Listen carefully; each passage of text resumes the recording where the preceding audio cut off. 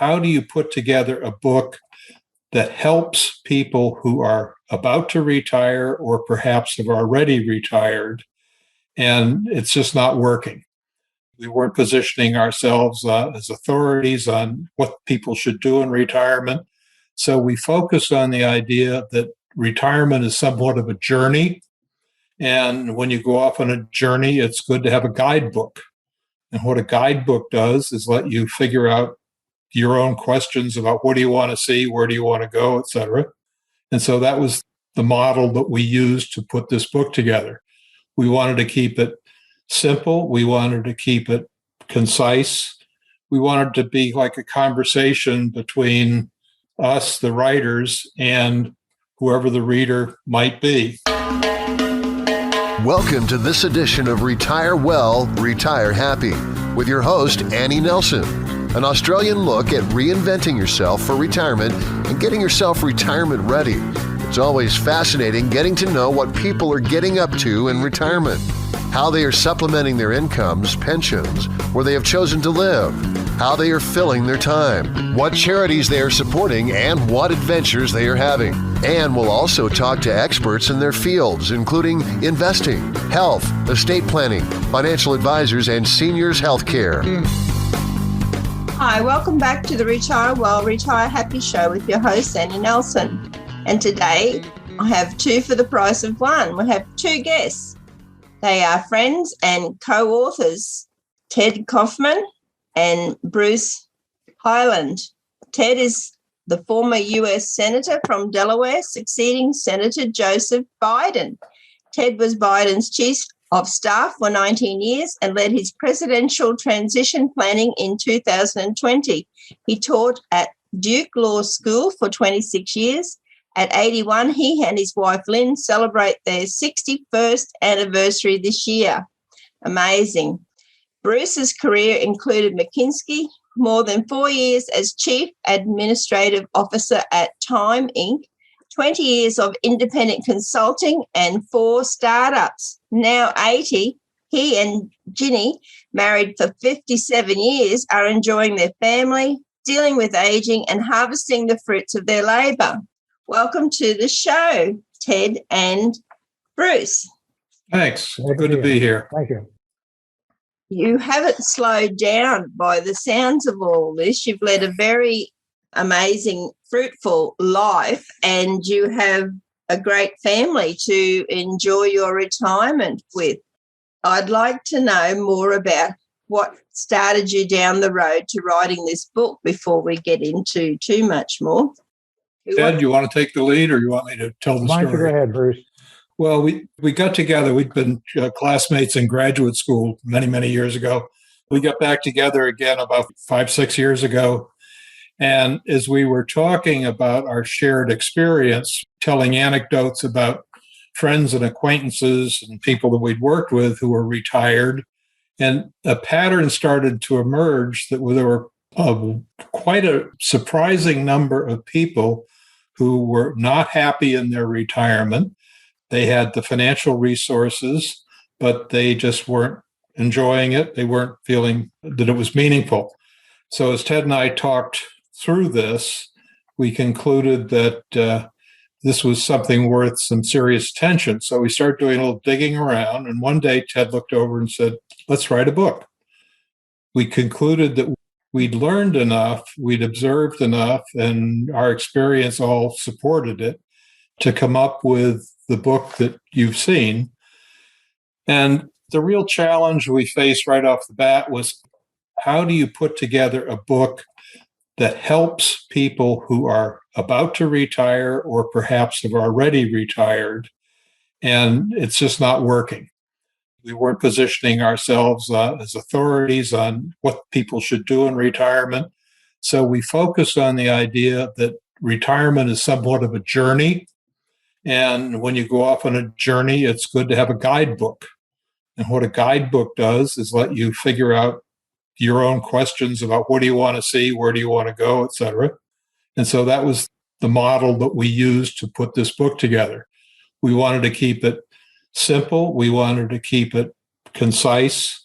We wanted to be like a conversation between us, the writers, and whoever the reader might be. And here we are today. We have the book. It's coming out officially on May 4th, and we're getting some very enthusiastic reviews so far. Yeah, one of the things that we found out, we started out thinking that we knew a number of people who were having a real problem with retirement. They spent the time on figuring out the finances, but had not spent time on thinking what they were going to do. So that was originally what our target audience was once we decided we were going to write a book. What we found since we started is that people that are really most interested in this are people that have in retirement and are having a real problem. It's just not working for them. It's like one of the things we learned, Ann, was that when Bruce and my parents retired, it was like you got a pension at 65 and then you retired and then you lived for 8-10 years. But now people are retiring much earlier, and because of life expectancy, they have a real possibility of having 20 or 30 years in retirement. You can't do that on the back of an envelope. You've got to spend time. But here's the interesting part. The interesting part is the people that have been most interested in what we're doing in many cases are the spouses of people who've retired and having trouble, or the children of people who retired and having trouble. So I think what we're finding is that well over half of our interest is from people that have retired and are very unhappy with their retirement. Mm-hmm. So I think you've established that retirement has changed since your parents' generation. And the title of your book, I should have said before, is Retiring. Your next chapter is about much more than money. So you're on about that it's not just about the money. So what should be the first thing someone does nearing retirement? What should they be doing?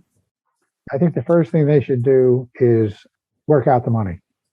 I think it's really important, really, really important to work out, make sure that they have the finances to do what they have to do while they're doing it.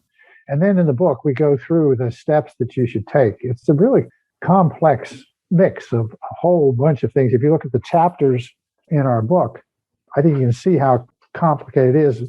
First, we start out with just what's the problem, and then what to expect, what do you want to do, where do you want to live, how do you maintain your body, how do you maintain your brain, how do you maintain your heart, how to maintain your soul, putting it all together and looking ahead. So that's really, if it's done right, it's a major planning problem in order to get to the position where you're retired and you're really enjoying your retirement.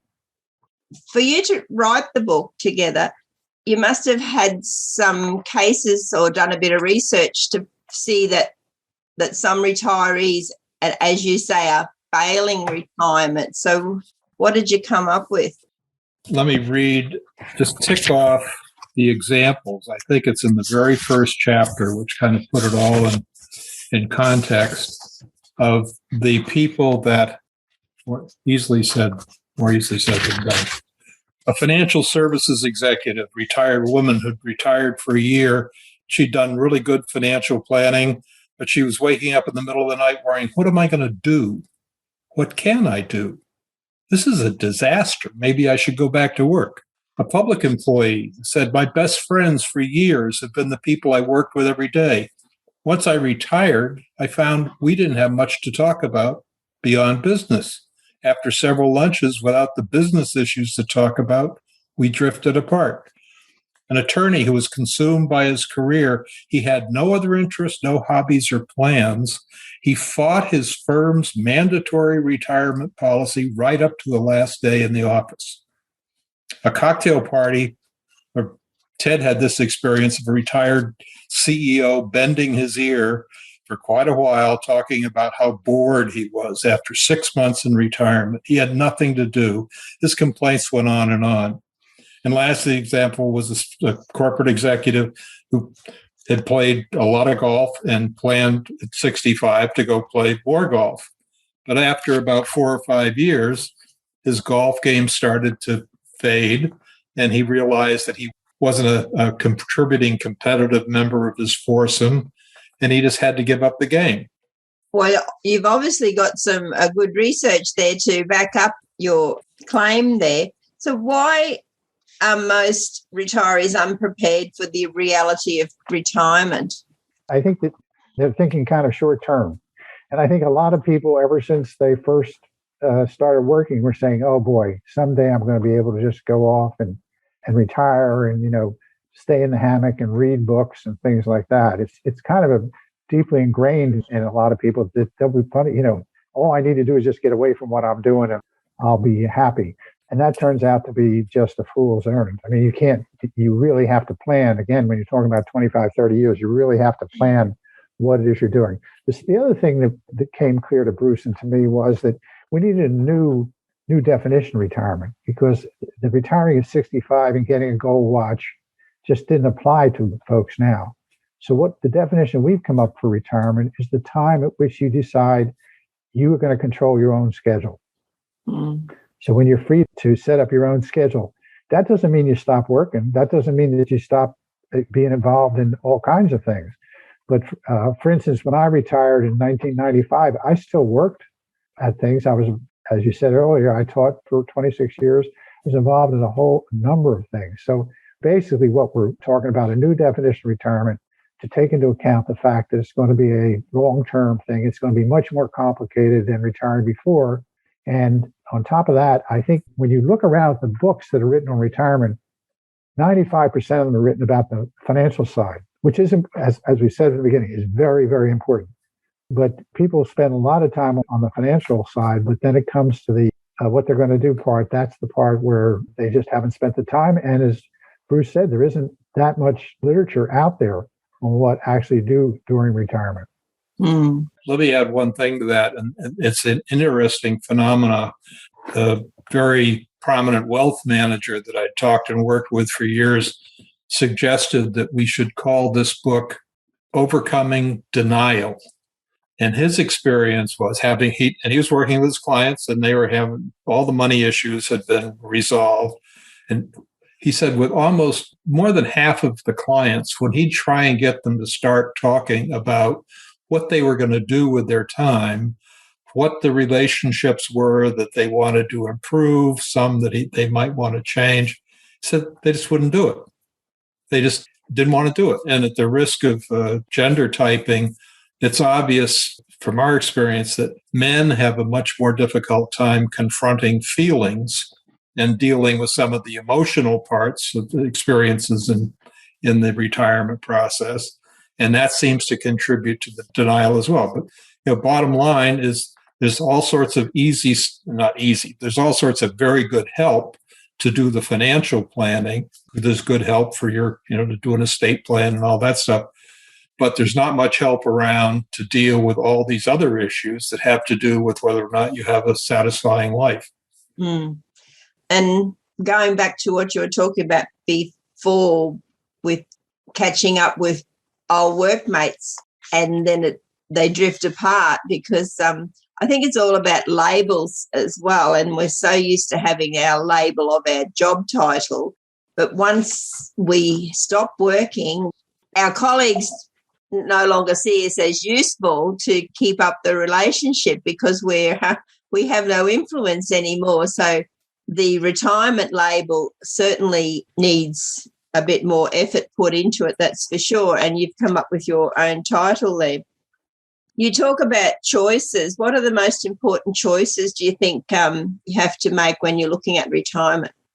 When to retire, what you're going to do, and where you're going to live. Those are the three legs of the stool right up front. And each one of those answers can be interactive with the other answers.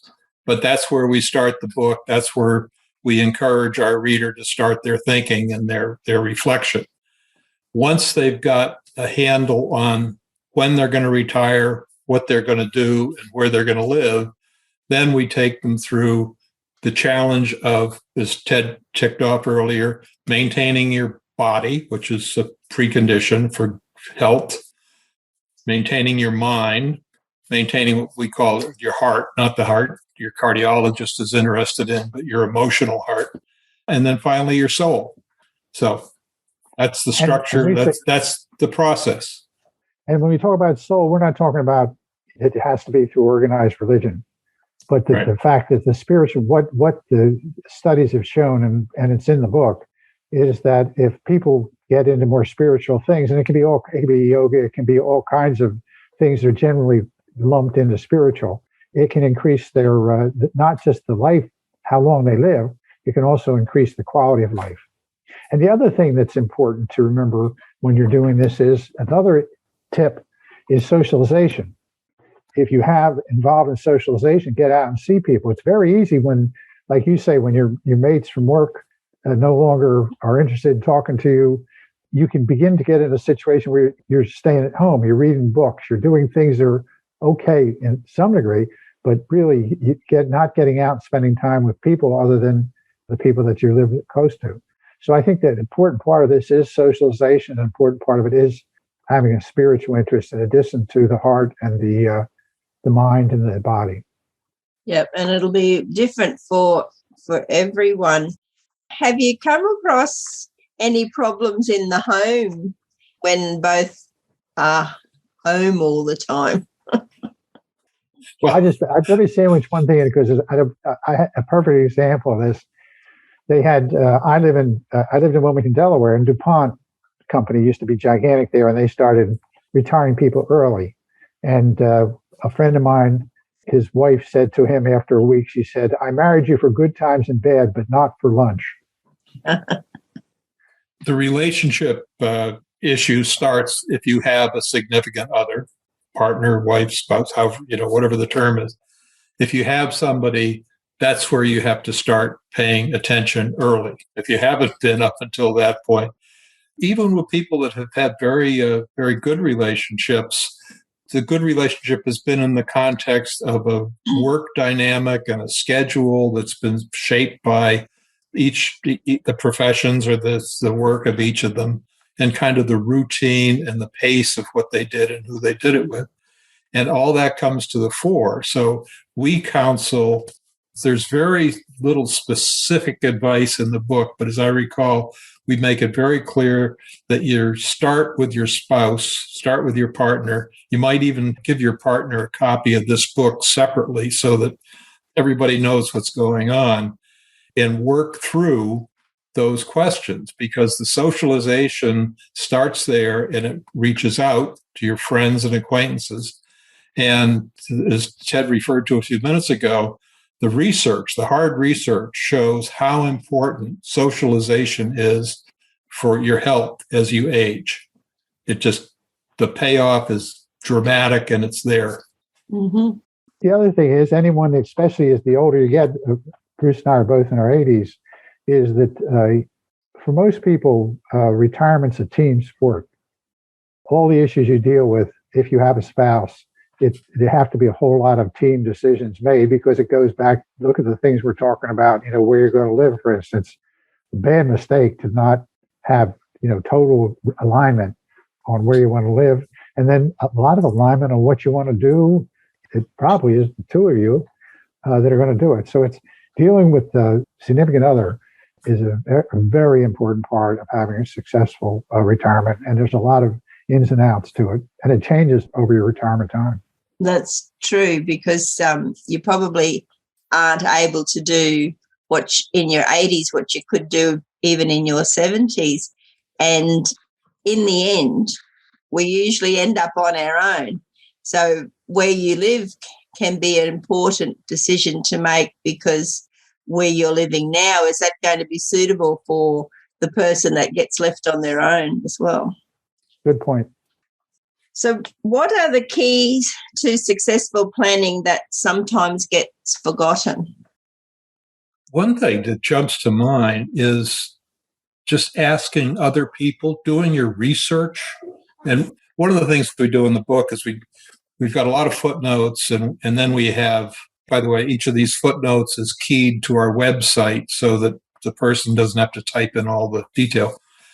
When we get the reader doing their thinking, the research part of it is really important. Now, some of the research is looking stuff up, but one of the things, and Ted and I both had this experience with friends, of as they told how they'd learned in their retirement journey, each of them emphasized how important it is to talk to people who have already retired, to learn from their mistakes, get their insights, and if they know you well enough, to perhaps have some keen observations and suggestions for you.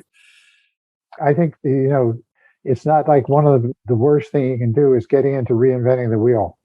I mean, talking to people that have already gone down the road, and because it's amazing, and I think this was a surprise I know it was a surprise to Bruce and to me, is how uniform the failures are in retirement. I mean, how, you just keep coming to it over and over again where people get out. And that's one of the reasons frankly, that's probably the biggest reason we wrote the book, is for people that are having a real problem with retirement. We obviously, Bruce and I are both planners. So clearly we want to get the people who are beginning to plan in retirement, and the book's built around that. But I think what we found that was a surprise to both of us is that the vast majority of, not the vast majority, but the majority of people that we run into that are having the biggest problems are people that have already retired and are having a hard time of it. And as I said, there's a lot of interest with people who are related to or care about retirees who are failing retirement to get their hands on the book so that they can give it to the person who's retired and hopefully get them out of the hole they're in.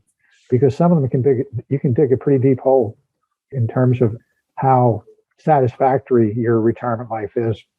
That's very interesting. And sorry I'm smiling when you say you're failing at retirement. So you've come up with a great resource for people that are already retired and for potential retirees. Before we finish up, what is a particular key to organising your retirement? Well, at the end of the book, we walk the reader through all these questions to answer and issues to consider. Then we have a couple of pages where Ted talks about how he did it and Bruce talks about how he did it. They couldn't be more different. Ted, by training, is an engineer. He has an approach to things that works wonderfully. I was a sociology and psychology major. I'm much more fluid and loose. And so as you read the stories of what we did, Ted's is a much more systematic, orderly, disciplined process. Mine seems much more free-form and decisions of the moment. But the fact is that both of us dealt with the same questions and the same issues as we went through our very different approaches. And the message we want to get across to the reader is there's no one way to do this. It's what works for the reader, what fits. It's going to be their retirement. So all of these questions that they're going to be wrestling with, they have to answer for their person or with their partner. So I think Bruce, he talks about the way I do it, but Bruce is much more creative about what he's doing. Basically, the two of us kind of cover the left side of the brain and the right side of the brain with regard to suggest. I mean, it's really true. I mean, the way we approach things and everything else. So I think that's one of the things that's really helped make the book something that's useful to all kinds of people that we've talked to about it, and how it really helps is it kind of gives you a complete circular, creative plus organized approach to how you should have your retirement. And I think that's really what you need. And you take from it what is the piece that you need to supplement what you're doing, what was failing when you went through the retirement the first time. But again, many of the people, it's because they're operating on an out-of-date view of what retirement is based on the experience with their parents and older folks, as I say, who retired after just getting a gold watch and they retired. And, but now with 20, 30 years out in front of them, it's a major effort and requires you. It requires the person that's going through it to sit down and really dedicate the time to it. As I said, and Bruce and I have said repeatedly, the money is the first part. You've got to get that straightened out. But you got to be prepared for the fact that, and this would be based on, would be an effect on time, you got to be prepared for the fact it's going to take almost as much time, in some cases even more time, to plan the what am I going to do piece. Well, two 80-year-olds have certainly been occupying their time in getting prepared for and writing this book. It's amazing effort. Congratulations to both of you. And I see that all profits of this book are going to charity. Yeah. Right. Yep. This is basically can we help some people deal with this retirement, which is an incredibly important portion of your life. Mm-hmm. Well, I hope that you have a much longer and continuing being successful in your retirement. I assume you're going to be able to get a special signature on the book, Ted, and perhaps a bit of free publicity with your connections. Well, yes, although it's a busy world out there, there's a lot going on. Oh, you'll be right to hand it to the president once he retires in whatever his term. Oh, I gave him the book. Oh, by the way, he was a good person to talk to about retirement. I mean, because he's very organized in what he does. He's got both the creative side and the quantitative side. So, yeah. Anyway, it's been great being on here, Ann. All right. Thank you. Thanks very much. If anyone wanted to find out more about the two of you and more about the book, where would they go? There will be a website, I believe, first off, our book is only coming out on May 4th. Yeah. And by May 4th, there will be a website, the name of which is Retiring Your Life, all one word, retiringyourlife.com. Mm-hmm. But the main thing is to get the book. You can get it on Amazon. If you just put Ted Kaufman or Bruce Hiland into the search section, it'll take you right to the site where you can buy the book, and it'll be available starting on May 4th. Yep. The show will be coming out probably just after that, so it'll be good timing. Good. Well, then if it's coming out then, they can just go on to the Amazon website and buy the book. All right. Well, thanks very much. We've had Ted and Bruce on the show today, and they have a new book coming out, Retiring. Your next chapter is